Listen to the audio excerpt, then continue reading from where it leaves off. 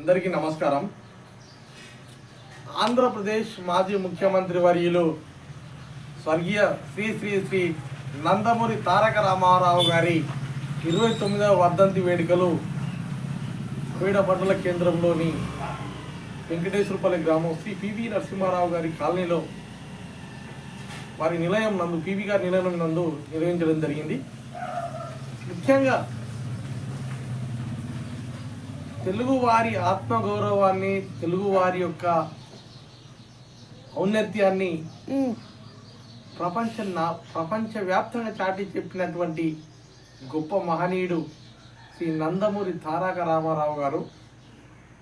వారి యొక్క సేవలు అనేవి మనం వెలకట్టలేనివి. వారు ముఖ్యమంత్రి నుండి చివరి వరకు ప్రజా శ్రేయస్సు కోసం మరియు బడుగు బలహీన వర్గాల అభ్యున్నతి కోసం పాటుపడినటువంటి గొప్ప మహనీయుడు శ్రీ నందమూరి తారక రామారావు గారు. వారి యొక్క సేవలను కేంద్ర రాష్ట్ర ప్రభుత్వాలు గుర్తించి భారతదేశ అత్యున్నత పురస్కారమైనటువంటి భారతరత్న ఇవ్వాలని మేము కేంద్ర రాష్ట్ర ప్రభుత్వాలకు ప్రత్యేకంగా విజ్ఞప్తి చేస్తున్నాం.